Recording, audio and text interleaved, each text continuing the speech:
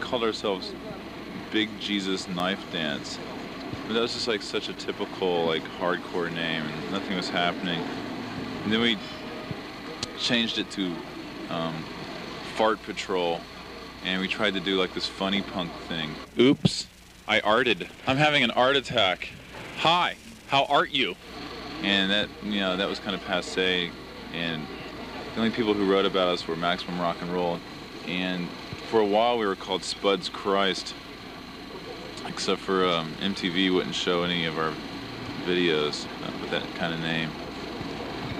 And then we changed it to Sonic Youth, and it just started clicking. And we instantly became really famous and well known. And that's when David Geffen signed us to his label.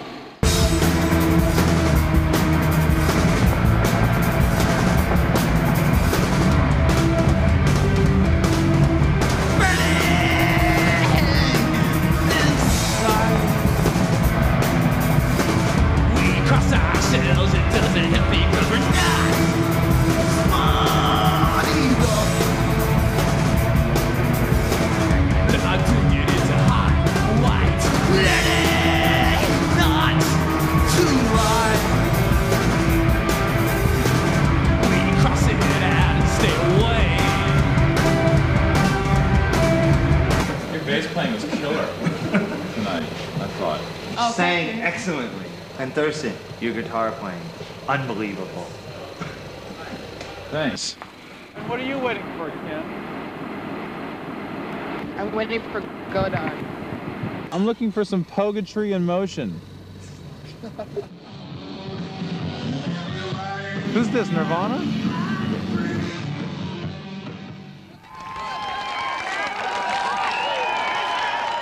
We just saw Nirvana ride his next. And then Emotional Fish, and then fucking Dinosaur motherfucking Junior, and then House of Love, who, you know, everybody knows is totally hot. And then Sonic Death, and then Black Flag. What do you do? Don't film Black Francis, okay? Why not, Steve? I think the boy deserves a break. He's got 2 twin amps. Someone has to carry on the legend of the Minutemen. And then the Pogooies, and then Ramones, Sans Didi. I mean, what the fuck is that all about? Take off your halter tops! Lee, one question. On the second amp, Yeah. there wasn't much coming through it. What was the deal there? I don't know. It sounded a little weird on stage. Yeah, but, no, it's like there's barely it any was signal. happening, really? Yeah, I mean, your sound out front. You know, you is should on the call one that amp. stuff up to the Yeah, board when it but happens, because I have no idea of what's I didn't know if happening. it was your why or what happened, but it, you know, it wasn't raging like Maybe the it other wasn't one. on. I don't know. My That's- amp wasn't full tonight like it was last night. But, you know, sometimes that happens on these big festival stages. No, I got Coke all over me at the desk. Coke? Yeah. This guy, Was it good Coke? Yeah. Sticky. Very sticky. Okay, cut. Torn between two lovers, shiny, happy people everywhere.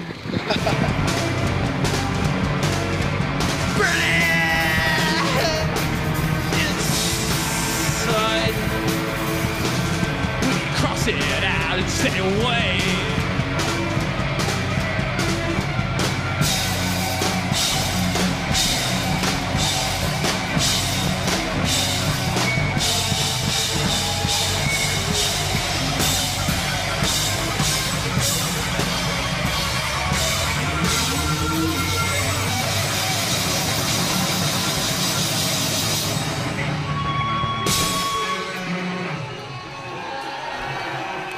Because you don't know what it's like having to go to sleep without the sound, the beat.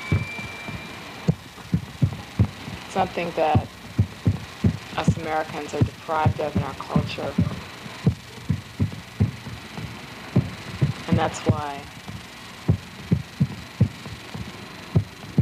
Thurston has turned into the Manchester beat. The maracas. You don't need maracas, man. All you need is the beat. Hey, 'Cause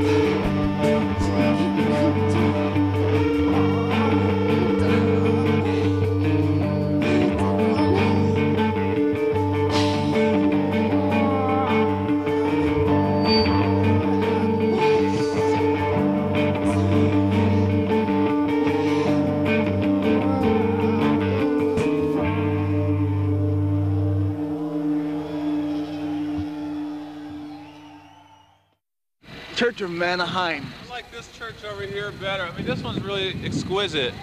But there's this one over here. See, if you look over here, see with like those golden arches behind those trees? That thing is the church of mankind. What do you think of the current emo core trend that's going on? Tell us about emo core. Emo core, it's like when hardcore musicians cry after they play a set. Emo core is like when you cry when you break a guitar string. I never listened to such stuff. To emo core? Emo core, what? Oh, it's a pretty big thing in America, let me tell you. I'm into the polka hardcore scene pretty heavy, but you guys fucking take it to places I've never even could imagine. I think Mick Jagger is the king of emo core. Steve Shelley, the year 2525. Welcome to the gallery in the future. Making a good set list is like making a sandwich. Yeah? Now, when Perry Farrell makes a set list, he doesn't give you any mayonnaise.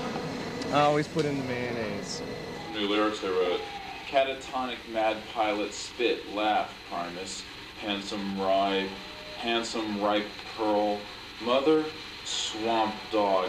He's my vomit dust. That's basically a Babes in Toyland set list, but it works well as abstract poetry. Like I said yesterday, it's like a sandwich. Perry Farrell uses white bread and butter and mayonnaise. And we would never put mayonnaise and butter on the same piece of bread. I'd like to thank Perry Farrell for making this all possible.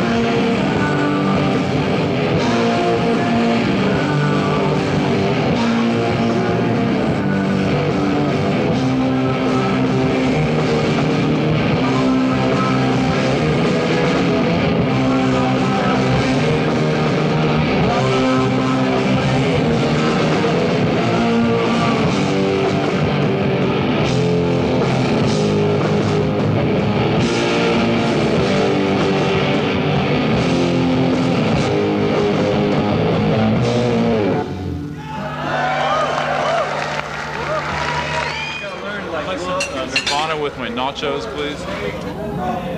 Well, someone saw Courtney today. Right. Well, Lee ran into her here.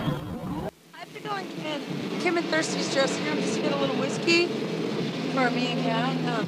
Can you come with me? Because I just need my, I gotta go back to the bus. Thirsty. Just for a second, just come over here with me. It's time for Smashing Pumpkins. Courtney Love is in love with the singer of Smashing Pumpkins! Uh-oh. Thurston, don't say that. Damn, I thought she was in love with Just You're me! there. You're there. She was in love with me! You wrote. I can't not go on living. What happened to you guys at Customs? Well, it was sort of embarrassing for Chris because he got one of those body cavity search, like, anus probes, and he still had his Benoit balls in, and everyone was just sort of freaking out, like, what are you doing? You know? So why It's they like, refused to let him into the concert? well, he claimed that he didn't know how they got in there. There's going to be a stool there, right? And a spotlight on the stool. And there's going to be a rose on the stool. And we'll just walk out there and grab the rose and smell its sweet fragrance. And then we're going to put it in our teeth. And we're just going to do, like, some Spanish dances. This rose in our teeth. Welcome to come to a flower cooler. Please come in. Severe time. Now it is time to dance. Now it is time to dance. Now we must dance. Now we must dance.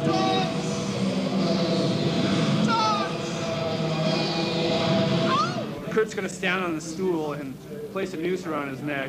I'm gonna kick the stool out from under him, and that motherfucker's gonna hang.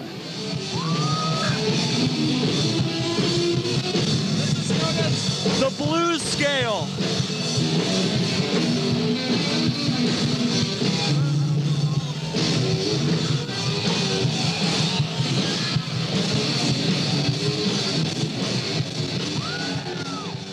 All I know is that last night, Kurt from Nirvana had black lips that he made with a magic marker on his lips, and he got up out of his chair and walked towards the dressing room door and wrote "Cops Kill." That to me sort of epitomized where we're at right now.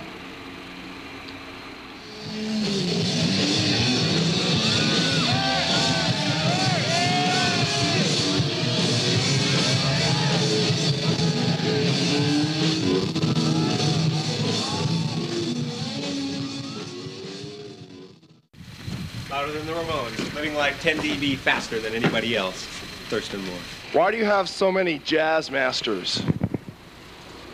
I like jazz. You're noted for being quite a record collector. How many records do you think you have in your possession? I recently just sold all my records. I'm gonna get big bucks for this at the next punk rock record convention. Maybe I can trade it for a Gears 45. I finally come into contact with this problem I have, which is I tend to lose things all the time. Well, as a filmmaker, you obviously are one of psychiatric observances. You can explain to me what the problem is. I think you're just, trying to do away with your material possessions, prove that you really don't need all these little things, such as records and so forth. You could do without them. You could live just fine. Yes, and also today is Sunday and all the record stores are closed here in Rotterdam. This is Dutch music. The Zips, Dol Schicksal. You've heard of these bands. They're Dutch. Is that why you're not going record shopping today? Yes. Instead, we're opting to go to the Dog Show here in Rotterdam. I can only hope you come along. I never heard of the Zips. Yeah, well, Singles and live. how come they're not playing here? Instead, we have Nick Cave. Oh, everybody's seen Nick Cave a million times. This band is like suffering and festering in some horrible rat-infested bungalow in Rotterdam. I come to Holland because I think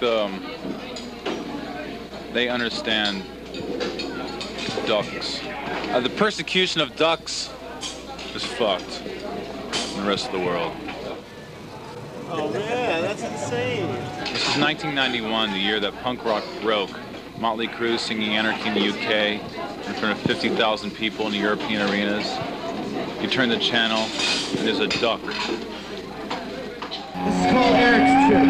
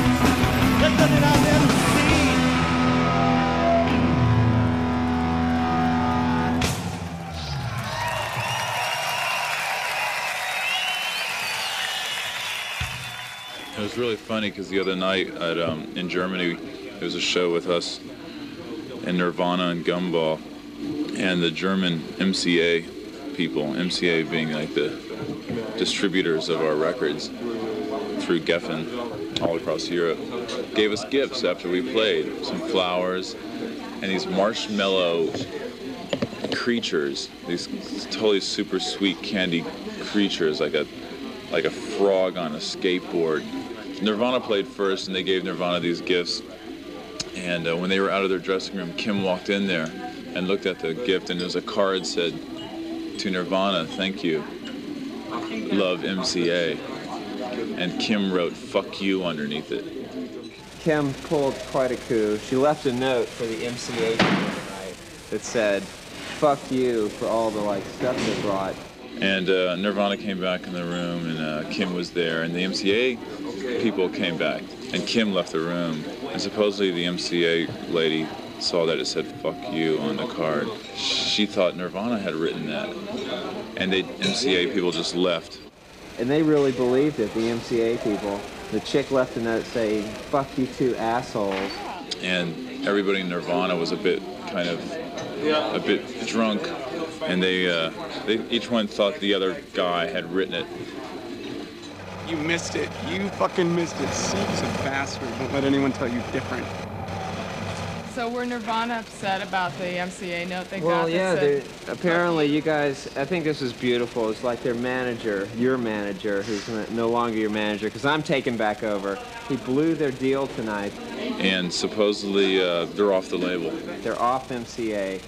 They kicked them off the label. Too bad. It was just hijinks. Well, I think the thing is, they love you guys now, though, so, you know, we're back in the fucking group. Just because Kim did that. Hey, Silver, you're a fucking bum! I'm telling John. I really feel bad about this. Well, I mean, it was it was an accident. It did happen accidentally. It wasn't like on purpose. But you know, that's cool. You know, I mean, if they can't take a joke. They can go back to Sub Pop anyway. Yeah, Sub Pop needs them. Sub Pop, you got your band back.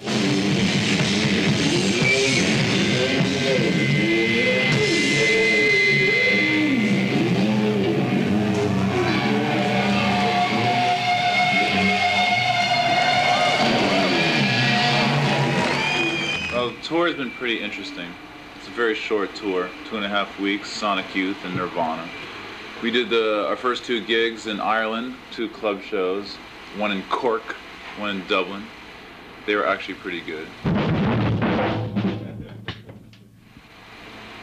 Then we went to England and played the Reading Festival with Nirvana and Babes in Toyland and Iggy Pop and Dinosaur and some other bands. Here's Epic Soundtracks coming in the door to Reading. Hi, Epic. Let's go over to Epic and see how he's doing. How's your state of mind, Epic? Oh, it's wonderful. Is it? Oh, I was afraid of that. Okay, it's normal. Let's come and do the Japanese one now before Nirvana play. Are you enjoying yourself here at the Reading Festival? We just got here. You just got here. A bit muddy. You missed the Babes. It's not as muddy as it was earlier. When we got here, it was pouring rain, which is exactly as I pictured it. You dig straight up, you know why? Good, how are you? Dave, do you have that 100 pounds you owe me? Kurt from Nirvana nearly killed himself by jumping off the Reading Festival stage into the photographer's pit. That was pretty interesting. We came out and played in the very first song in front of tens of thousands of people. My guitar was out of tune, so I knew the tour was going to be somewhat successful after that. Where did we go after that? After Reading, we went to do a festival in Kim, can you help me on this? I totally forget what we've done. Doing a really good job. I'm late for sound check! Where's the fucking festival? Where's my brain? Where's my guitar?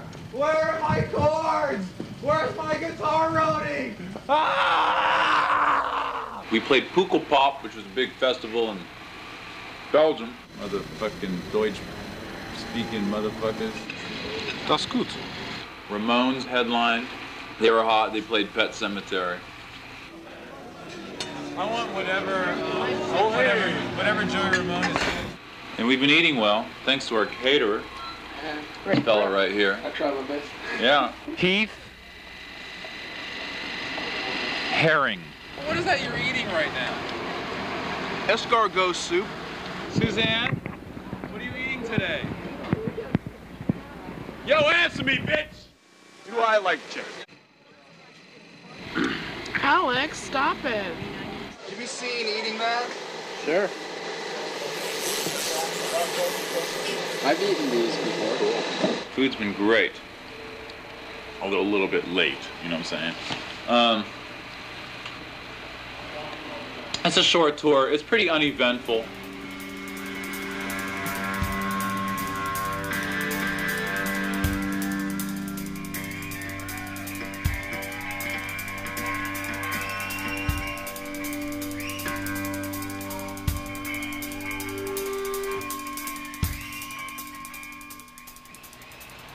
We've been breaking lots of glasses every night because Nirvana tend to get very high strung. We're gonna play Spin the Bottle. Oh shit. Oh. Oh. Oh, yes! Truth or dare? Truth. Have you ever, peed in bed? What?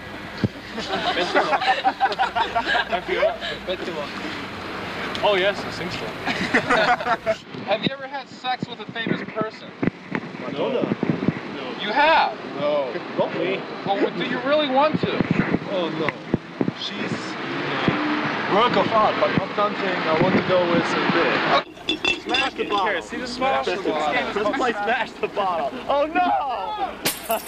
You should throw it in the highway. The other night we played with Gumball and Nirvana, and we all got extremely high-strung. You know what I'm saying? We wanted like the pink nurses' outfits, but they wouldn't give them to us. Free love! Free love! Free love! Free love! Free love! Free love! Free love! Everybody! Right here! Is he fucked up or what? And we proceeded to destroy the entire backstage area. This comes out of frustration. It's all this pent-up bullshit, man, that gets me down. It's like buses, old people, taxi cabs, garbage cans. It all gets me down. It's a bunch of pent-up bullshit. This comes out of confusion about where your stance is in a society that demands focus on an individual's life.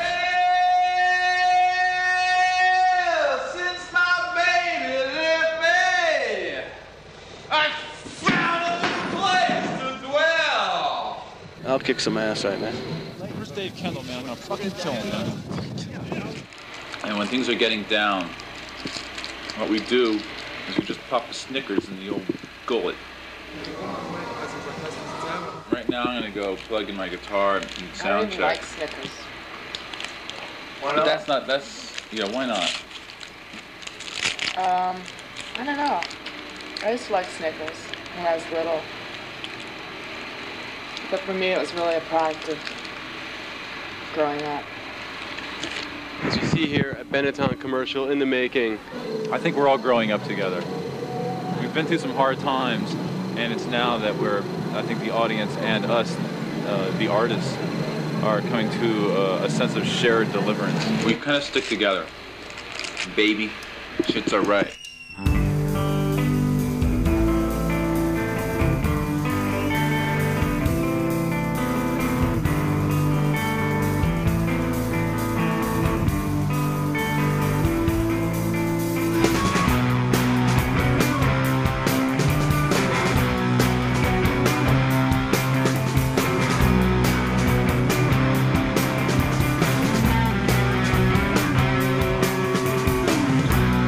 Legit